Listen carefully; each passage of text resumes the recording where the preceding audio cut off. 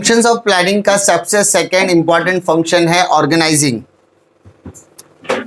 अब ये ऑर्गेनाइजिंग को हम लोगों को ध्यान से समझना पड़ेगा क्योंकि ये एक इंपॉर्टेंट क्वेश्चन भी एग्जामिनेशन पॉइंट ऑफ व्यू से भी, और ये एक इंपॉर्टेंट फंक्शन है किसी भी प्लानिंग का। प्लानिंग के बाद अगर सबसे इंपॉर्टेंट फंक्शन कोई होगा तो ऑर्गेनाइजिंग है। अब सबसे पहले ऑर्गेनाइजिंग होता क्या है पहले उसको समझ के लेते हैं। ऑर्गेनाइजिंग एक प्रोसेस होता है। Organising is a process of gathering together the resources which is available in the environment. हमारे आसपास में जो चीजें अवेलेबल है उन चीजों को अरेंज करो और इस्तेमाल करो।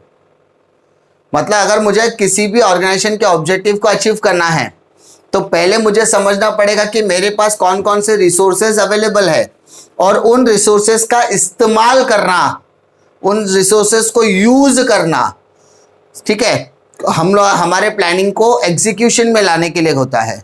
तो यूज करने के लिए पहले ऑर्गेनाइज करना होगा, साथ में लेकर आना होगा। अगर आपको बोर्ड एग्जाम देनी है तो बोर्ड एग्जाम देने के लिए सबसे पहले आपके पास स्टडी मटेरियल होना चाहिए, टेक्स्ट बुक होनी चाहिए, आपके पास क्वेश्चन पेपर सॉल्यूशन होने चाहिए। तो उन सारी चीजों को लाना, ऑर्गेनाइज करना। ठीक है, जो रिसोर्सेज आपके पास अवेलेबल है उन सारे रिसोर्सेज को साथ में लेकर आने के प्रोसेस को हम लोग क्या कहते हैं, ऑर्गेनाइजिंग कहते हैं। इस ऑर्गेनाइजिंग में 5 इंपॉर्टेंट फैक्टर्स आपको देखना है कि किन चीजों को साथ में ले जाने की जरूरत है। तो यहां पर आपको 5 इंपॉर्टेंट चीजों में सबसे पहला आता है मैन। आपके पास कुछ लेबर्स होंगे, कुछ वर्कर्स होंगे, उन वर्कर्स या उन लेबर्स को साथ में लेकर आना है, मैन, वो लेबर्स। उसके बाद सबसे इंपॉर्टेंट फैक्टर होता है मटेरियल। आपके पास मटेरियल होना भी जरूरी है। उस मटेरियल को लाने के लिए आपके पास क्या होना चाहिए, पैसा होना चाहिए। तो मैन, मटेरियल, मशीन। उसके बाद आता है मशीन एंड सबसे इंपॉर्टेंट फैक्टर होता है मेथड।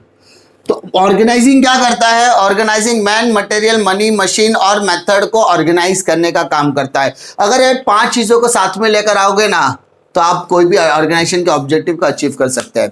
तो ऑर्गेनाइजिंग एक प्रोसेस होता है। ऑर्गेनाइजिंग इज अ प्रोसेस जहां पर आप 5 इंपॉर्टेंट फैक्टर्स को साथ में लेकर आके कोलैबोरेटिव तरीके से अपने ऑर्गेनाइजेशन के ऑब्जेक्टिव को पाना चाहते हो। सिंपल एक एग्जाम्पल देता हूं। ठीक है, एग्जाम्पल देता हूं। आप लोगों ने लगान मूवी देखी है, आमिर खान वाली? सबको याद होगा, वो सारी मूवी का एक एक सीन याद होगा, आइकॉनिक मूवी है। तो लगान मूवी में मालूम है आपको, एक स्पिनर था जिसका हाथ ऐसा टुंडा था, है ना। अब वो बॉलिंग करते समय उसका बॉल क्या होता है, स्पिन होता है। डाल एक जगह जा रहा दूसरी जगह है तो स्पिन है। अब वो उसकी प्रजाति का ना हो के, उसकी जाति का ना होने के बावजूद उसको क्यों लेता है, क्योंकि भाई उसने उसके अंदर के टैलेंट को पहचाना। अब उसने देखो, ना तो कोई खेलने वाला था, ना ही बॉलर था, ना बैट्समैन था, कोई नहीं था। सरदार जी भी दूसरे गांव से आता है तो उसकी एबिलिटी को पहचान के उसने लिया, ऑर्गेनाइज किया। एक पर्टिकुलर स्पिनर को दिखा रहे हैं, उसका अच्छा स्पिन भी करता है, चलो उसको ही ले लिया। तो उसने क्या किया, उसके पास जो लोग अवेलेबल थे, आमिर खान अवेलेबल था, सरदार जी अवेलेबल था, अब्दुल अवेलेबल था, ठीक है, तो वो बाबा जी अवेलेबल था, देखा है ना। हाँ, तो वो सारे बाबा, ये सब लोगों को उसने क्या किया, ऑर्गेनाइज किया। ऑर्गेनाइज करना मतलब कम टुगेदर, सभी लोगों को साथ में ले जाकर एक टीम बनाई। तो उसी को तो ऑर्गेनाइजिंग बोलते हैं, सबके फैक्टर्स को पहचानना। अब उसके पास बैट तो था नहीं प्रॉपर, उसने लोगों को अरेंज कर दिया।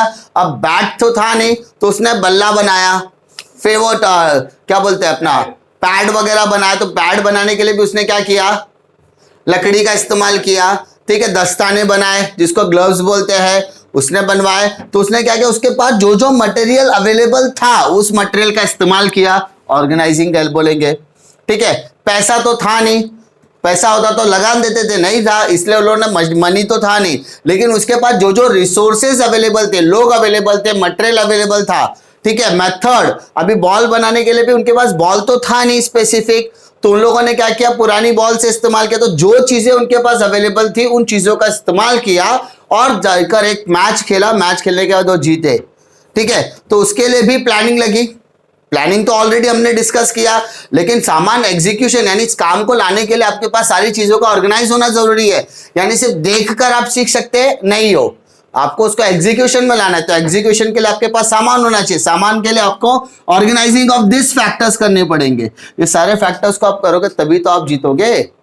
ठीक है, आपको प्रैक्टिस करनी पड़ेगी सारी चीज। तो ऑर्गेनाइजिंग का मतलब होता है सारी चीजों को फैक्टराइज तरीके से करना, अरेंज करना। क्लियर? इसके कुछ फीचर्स है। फीचर्स, अब ये फीचर्स क्या कहते हैं देखो। पहला फीचर्स है facilitates administration as well as operations. भैया हमारे जो काम होते हैं ना वो दो पार्ट में डिवाइड होते हैं, एक होता है एडमिनिस्ट्रेशन वर्क और दूसरा होता है ऑपरेशन वर्क। मतलब आपको ऑफिस भी संभालना है, आपको फैक्ट्री भी संभालना है। मैं यहां पर जो आपको पढ़ा रहा हूं, क्लासरूम की फैसिलिटी आपको प्रोवाइड कर रहा हूं, यहां पे एक वर्कर आ रहा है, वर्कर अपना डेडिकेशन दे रहा है, आपको सिखाने की कोशिश कर, तो ये क्या चल रहा है, फिलहाल ऑपरेशन का काम चल रहा है। ऑफिस में फिलहाल कोई नहीं है तो एडमिनिस्ट्रेशन वर्क जीरो। ऑर्गेनाइजिंग क्या करता है, ऑर्गेनाइजिंग एक ऐसा फैक्टर होता है जो अपने लोगों को इस्तेमाल करता है, और वो एडमिनिस्ट्रेशन वर्क और ऑपरेशन वर्क दोनों को ऑर्गेनाइज करने का काम करता है। अरे भाई फैक्ट्री के अंदर जो सामान अवेलेबल है आप उसको तो यूज कर सकते हो, एडमिनिस्ट्रेशन के अंदर भी आपके सारे फैक्टर्स को ऑर्गेनाइज करना पड़ेगा, क्योंकि आपके ऑफिशियल वर्क मतलब एडमिनिस्ट्रेशन वर्क बोलते हैं, ऑफिस एंड एडमिनिस्ट्रेशन वर्क बोलते हैं। तो अगर आप उसको ऑर्गेनाइज तरीके होगा ऑर्गेनाइज करोगे तो आपके लिए बेनिफिट होने वाला है। Second, brings specialisation. अरे भैया अगर आपने सभी तरीके के लोगों को इस्तेमाल किया, जैसे मैंने बताया एग्जाम्पल दिया लगान का, तो हर इंसान अपने अपने तरीके से क्या था, स्पेशलिस्ट था। उसको सिर्फ क्या करना, प्रॉपर यूज करना है। अगर आपको अलोकेशन आ गया, आपने सभी चीजों को ऑर्गेनाइज किया और उसको प्रॉपर तरीके से इस्तेमाल किया, तो आप क्या कर रहे हो, स्पेशलाइज तरीके से उसको इस्तेमाल करने वाले हो।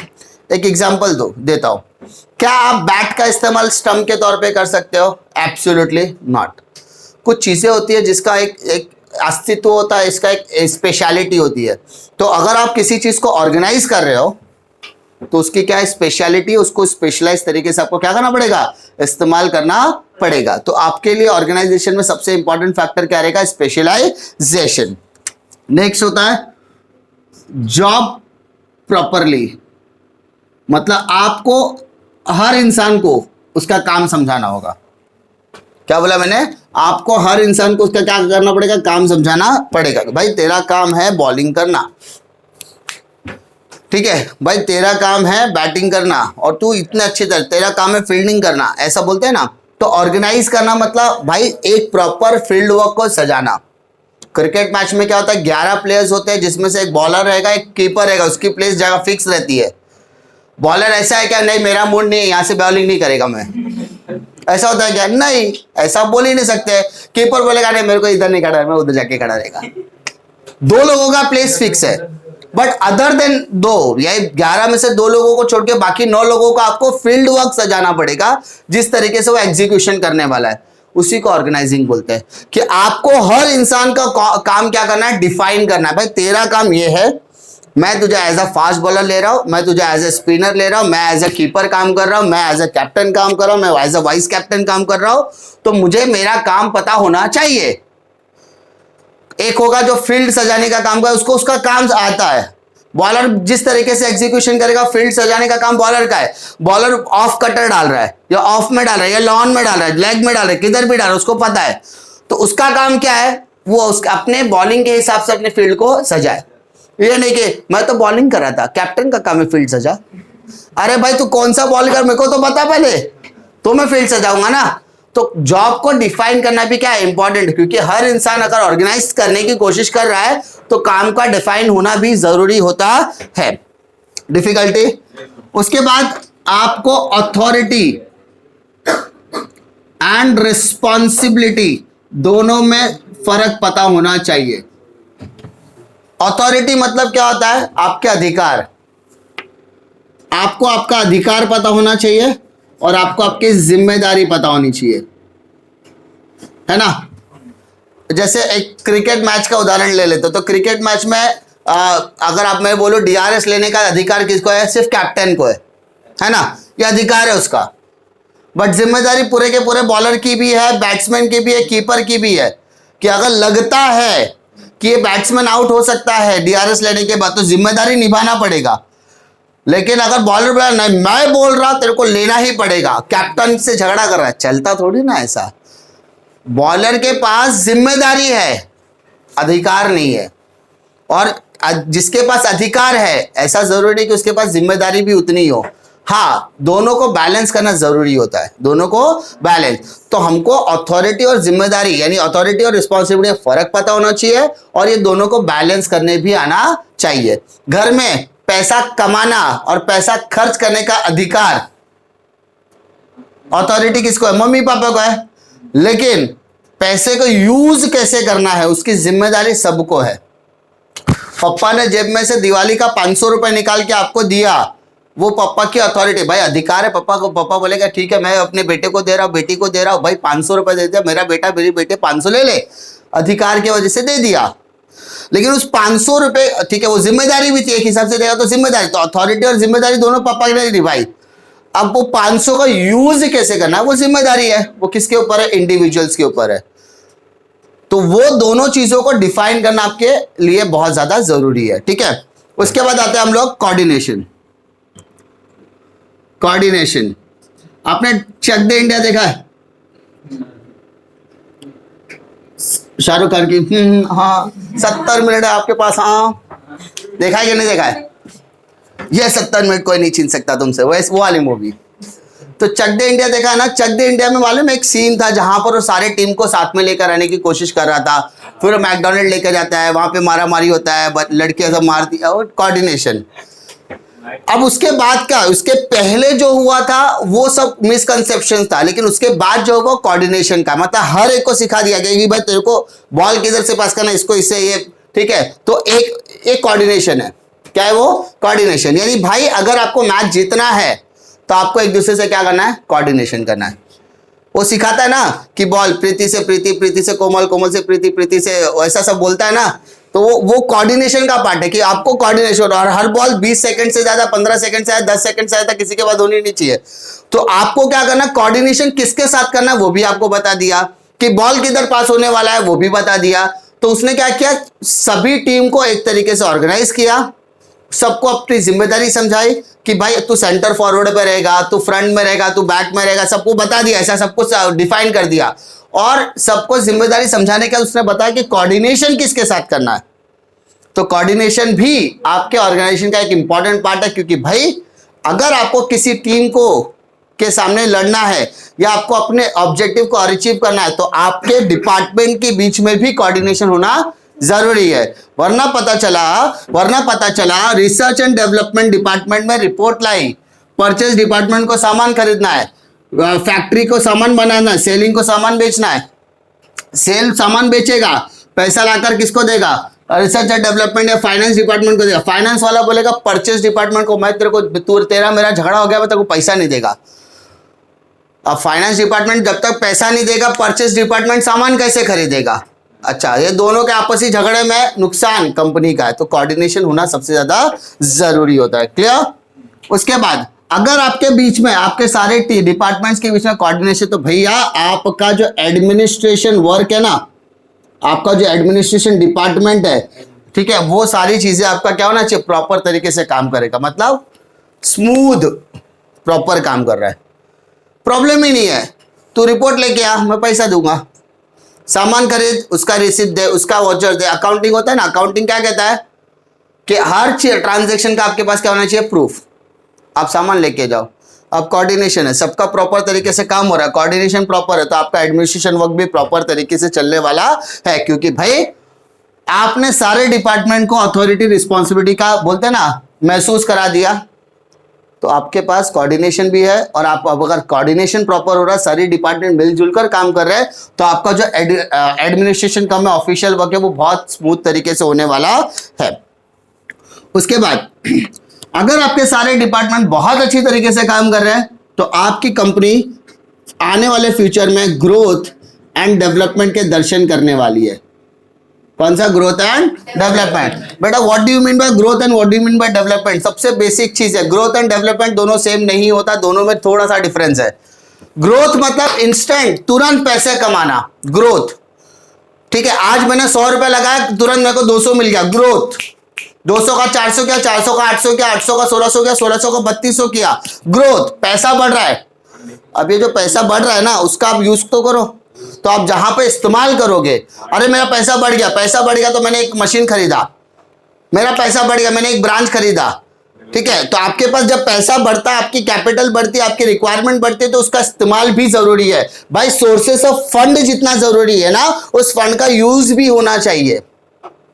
पैसा लाना जितनी बड़ी जिम्मेदारी है, उसका यूटिलाइजेशन भी उतना जरूरी है। तो भाई ग्रोथ एंड डेवलपमेंट, यानी अगर आपके सारे डिपार्टमेंट मिलजुल कर काम कर रहे हैं, बेचने वाला बेच के आ रहा है, खरीदने वाला खरीद के आ रहा है, बनाने वाला दबा के बना रहा है, तो भाई आने वाले टाइम में मार्केट अपॉर्चुनिटी आपके कदमों में। मार्केट के अगर आपके कदमों में, तो सेल अच्छा होगा, सेल अच्छा होगा तो पैसा आएगा, पैसे आया तो ग्रोथ, लेकिन उसका यूज भी करना पड़ेगा। आपको लगता है कंपनी लॉस में है, उस कंपनी को खरीद लिया, फायदा है।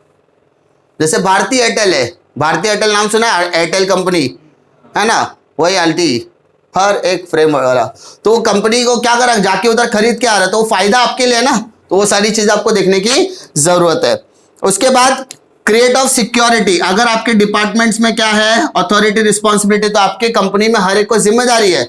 और अगर हर एक इंसान अपनी जिम्मेदारी को महसूस करता है, तो आपके कंपनी सिक्योरिटी के अंडर में। इसका मतलब हर एक इंसान अपनी जिम्मेदारी को समझ रहा है, तो हर एक इंसान अपने काम को अच्छी तरीके से करने की कोशिश करेगा। उसके बाद नेक्स्ट बेटा आता है इनोवेशन।